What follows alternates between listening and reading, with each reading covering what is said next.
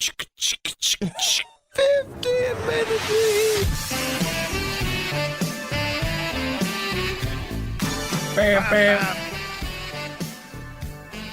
15 minutes of heat here for you on 790 The Ticket. It is Tobin and Leroy. We are taking you up until 10 o'clock this morning. Been talking of, obviously, we're very excited. It's a big sports day. You got the Miami Marlins. They start their playoff series today against the Cubs at 2 o'clock. But I know that everybody is stoked. 9 o'clock tonight, game one of the NBA Finals right here on 790 The Ticket. 7:45 pregame show with Zaslow and Tommy Tighe. But this is very exciting, Leroy. Back to local television coverage for you for pregame. Fox Sports Florida will get you going today on Fox Sports. On Fox Sports Florida pregame, 7:30. They will start getting you ready for Heat and Lakers with the postgame. We get some extra time. Yep, with the postgame on game. Fox Sports Sun. And now we will talk to one of their great members of their television crew, the great Ron Rothstein. Coach, thanks for joining us. Really appreciate it. Good morning, guys. Good morning. It's great to have you on again, Coach. Really appreciate it. NBA Finals, when it gets to this stage, Ron, any big changes? Like, is there anything you get extra time on the day to think about it? Like, what is the message to teams when you get to this level of a postseason? Do you want to change anything? Do you know that there's going to be extra attention, extra media? What do you try and get across to the guys once you get to this point? You know, I'm not quite sure what this year is like because of the bubble. I can only tell you, I don't know if it's different at all. It might be just the same. It's not the same because you don't have fans. So that makes a huge difference, I think. But anyhow, what happens I remember the first NBA Finals I was in, and the first day of media access, I walked into the arena. I stopped dead in my tracks, and I looked around and I went, oh, man, what is this? The numbers of people, numbers of press credentials, the amount of time you have to be in front of a camera or a microphone, it changes a lot. It changes a lot of things. And there's something to be said for having been there before, because nothing teaches like experience. And if you've never experienced it before, it can be a bit overwhelming. Certain guys handle it well, though. Other guys struggle with it. So you really never know. But as far as playing is concerned, you just want to keep doing what you've been doing well. And obviously you're going to have to make certain adjustments because the opposition is different.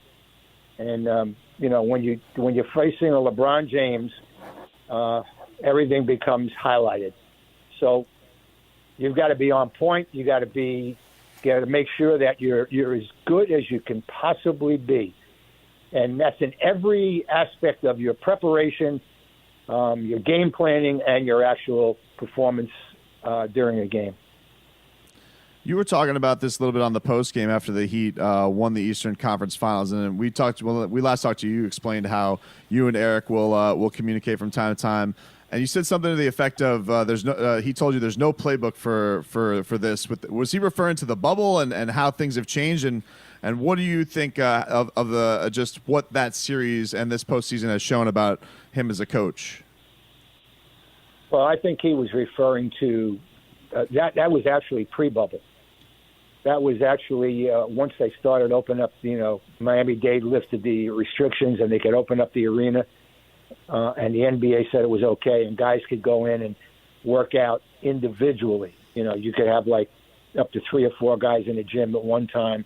Everybody was at their own basket with their own ball. I mean, things were dramatically different. So that's what he was and guys were getting tested every day. So that's what he was talking about. That was even before the bubble. But as far as Spo goes as a coach, I don't think he's ever gotten his just due. Everybody thinks if you have great players, you're supposed to win a championship. Yet not every coach can do that. And I think over the years, it's 12 years now. It's 12 years he's the head coach of the Miami Heat. And just go back and look at the numbers. If they're going to look at the numbers of all the other great coaches, why not look at his numbers? Why isn't that fair? And the numbers speak for themselves. He has done it with different kinds of teams in different ways. He's never been afraid to pull the trigger. He's never been afraid to sit someone down face to face and tell them the raw truth. Believe me, the raw truth. And a lot of coaches don't want to do that. And a lot of guys don't want to hear it. But in the long run, I think it all works out. I think it's all proved to be a highly successful coaching career. And this past, getting to the NBA Finals this year in this situation with this team, I think is one of the truly great coaching achievements that I've seen in the last 50 years. Ron, I've said this, and I want to know what your take is on this. This year will be the truest NBA champion that there is, simply because there is no home court advantage. Everybody is literally going through the same circumstances. There's no traveling, and everybody's pretty much playing on the same court. Now, one of the reasons why I think it helps the Heat is simply because, look, there's a lot of players that feed off of fans. You talk about the alley-oops. You talk about going from coast to coast. You talk about some of these other guys making big threes. And in the bubble, it's just a play. And you got to keep moving forward. So I do believe that when they crown a champion at the end of this year with no home court advantage, everybody going through the same things, it will be one of the truest tests of NBA basketball. You know, Leroy, I can't disagree with you. I'm not going to go as far and say this is the truest test. Everybody in years to come, you know, if you ask somebody now who won the NBA title in 1975, not so many people are going to have the answer. But I think 50 years from now, okay, people will remember 2020 because of COVID, because it's been so different. This will be a very unique champion. And in many ways, I agree with you because it's those who have the purest heart, those who want to just play and win, this year have, I think, the best chance of winning. I'm not saying that's going to trump overall talent, but I think it gives you a better chance. You know, and all the things that you said, no travel has really helped, especially I think for older players. I really do. Even though you're playing every other day, and that can wear on you in the playoffs and wear you down. But the lack of travel is huge. The no fans, some guys feed off the fans. I agree with that. And some guys just look. Nobody shuts it out completely, but some guys don't really need it, you know.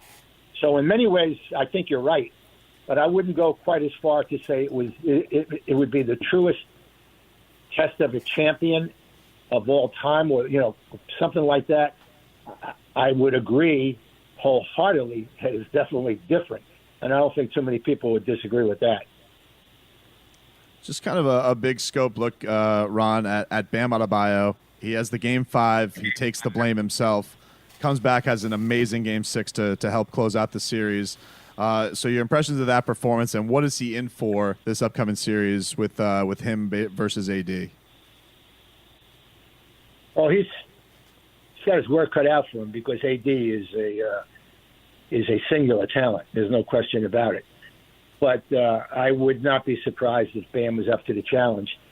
This is an unusual kid, young man. I remember when we drafted him, and I remember Chet Kamara saying to me, he's never seen a big guy with feet like this kid. And if you want to be a really good basketball player, you got to be able to move your feet. So he came in with a unique skill, a unique talent that a lot of big guys don't really have.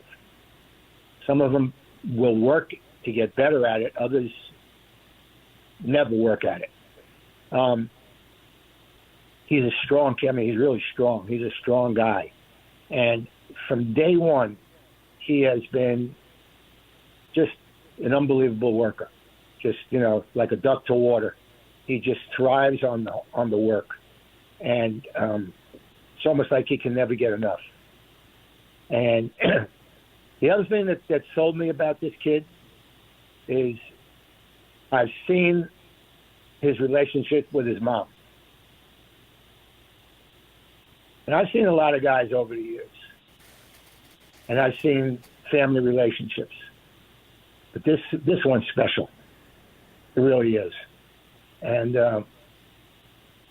I think that says something about his character. I think that says something about his makeup, who he is. And he's a very, very determined young man. And he's just going to keep getting better. So who knows? But he's a special guy. Well, there's going to be special coverage tonight. You got the pregame on Fox Sports Florida live at 7:30. Game 1 of the NBA Finals. You guys can catch Ron Rothstein, Jason Jackson, Ruth Riley Hunter. They do an awesome job anchoring your coverage tonight. Post-game coverage will be on Fox Sports Sun. Ron, we always appreciate the time. Thank you. Thanks, Coach. Thanks, guys. And Tobin, easy on the Twitter, buddy, okay? I tell you what. No, I know. I thank you. I've gotten a lot of feedback. Especially the question is, what is that between, that little animal? You're too much. You guys take care.